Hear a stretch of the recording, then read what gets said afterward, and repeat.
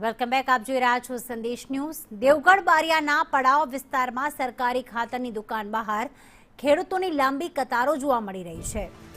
ભર ચોમાસે પાક ઊભો હોવા છતાં ખેડૂતોને ખાતર માટે વહેલી સવારથી લાઇનમાં ઊભા રહેવા મજબૂર બન્યા છે. તો મહિલાઓ પણ નાના બાળકો સાથે ખાતર લેવા પહોંચી રહી છે. ખેડૂતોનો આક્ષેપ છે કે 2-3 દિવસથી ધક્કા ખાવા છતાં ખાતર મળતું નથી. પૂરતો જથ્થો નહીં મળે તો પાક નિષ્ફળ જવાની ભીતિ વચ્ચે તંત્ર સામે ખેડૂતોમાં રોષ છે.